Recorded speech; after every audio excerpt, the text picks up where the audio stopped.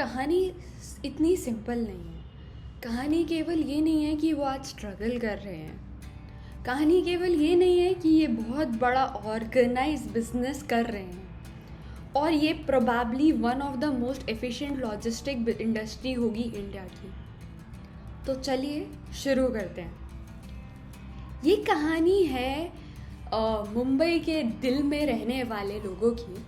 तो मुंबई में जो सीन है कि हर वक्त सड़कों पर बहुत लोग होते हैं, बहुत ट्रैफिक होता है एंड लोकल ट्रेन्स की वो वीडियोस तो हम सब ने देखी हैं जहाँ पर एक के ऊपर एक चढ़कर लोग जा रहे हैं एंड कोई जगह नहीं है। पर फिर भी इस इकोनॉमी में भी एक एक्स्ट्रा ऑर्डिनरी चीज़ होती है।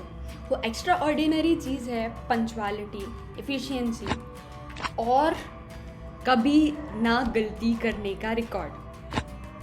ये कहानी है मुंबई के डब्बा वालों की, जो सिटी का फर्स्ट ओरिजिनल फूड नेटवर्क है एंड प्रोबेबली हम ऐसे इरा देखा जाए तो before covid there is nothing which can beat Mumbai के डब्बा वाला। ओके, तो कहानी चालू होती है 1890 से। 1890 में एक पारसी बैंकर अपने घर के खाने को बहुत ज़्यादा से तरस रहा होता है।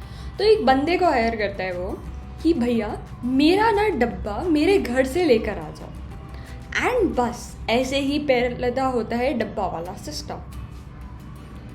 तो हम अगर ये सोचें, फास्ट फॉरवर्ड करते हैं आज के टाइम में, तो 5000 लोगों की टीम है जो ऐसे किसी जगह से आपका डब्बा लेकर आती है और आपके ऑफिस तक पहुंचाती है। इनसे कोई गलती नहीं होती है। ये टेड के वीडियो में भी दिखाए जा चुके हैं क्योंकि इनका रिकॉर्ड बेमिसाल है और ये करीब 2 लाख टिफ़िन डेली डिलीवर करते हैं विद परफेक्ट प्रिसीजन। ऐसा प्रिसीजन शायद दुनिया की कोई भी ऑर्गेनाइज्ड लॉजिस्टिक कंपनीज का भी नहीं होगा एंड ये सब करते हैं मुंबई में बहुत सस्ते अमाउंट में। और कैसे? तो लोकल ट्रेन्स के थ्रू।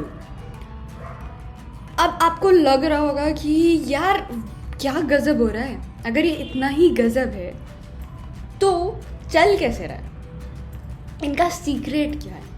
तो आपको बताती हूँ। एक इनका सिस्टम है।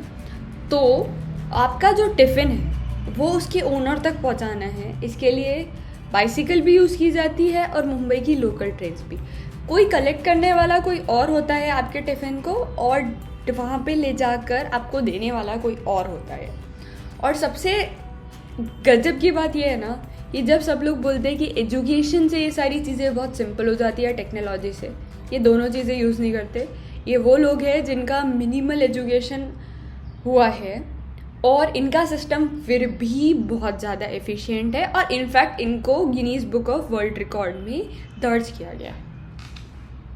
बट दिक्कत क्या हुई ना कि जब कोविड आया तब लोगों ने ऑफिस जाना बंद कर दिया और जब लोग ऑफिस जाना बंद कर देते हैं तो उस वजह से ये इकोनॉमी जब ऑफिस गोअर्स को खाना देने पे डिपेंडेंट है वो भी सफ़र करेगी, है ना। तो इसी वजह से जब लॉकडाउन लगा टिफ़िन डिलीवरी की डिमांड गिर गई और उसके बाद ये दोबारा उतने अच्छे से रिवाइव नहीं कर पाई क्योंकि पहली चीज़ तो अभी बहुत सारी कंपनीज रिमोट हो गई हैं। फिर एक चैलेंज ये भी है कि अब नए मार्केट में लोग आ गए हैं जैसे स्विगी, जोमेटो, इस तरह के, जिनसे अलग एक कंपटीशन चालू हो गया है।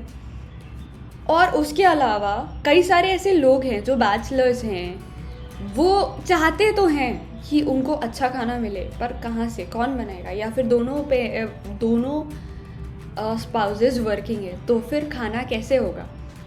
इस वजह से एक नया चैलेंज चालू हो गया। अब ये सारे चैलेंजेस की वजह से ना दिक्कत ये हो रही है कि डब्बा वालों का जो कम चार्ज में डिलीवरी का था वो डिक्लाइन हो गया है और इस वजह से इस डिजिटल एज में वो भी एक चेंज एक्सपेरिमेंट कर रहे हैं। तो वो क्या कर रहे हैं कि वो भी कुछ रेस्टोरेंट से डिलीवरी पार्टनर बन रहे हैं और उनको कह रहे हैं कि तुम्हारा पार्सल मैं डिलीवर करूँगा।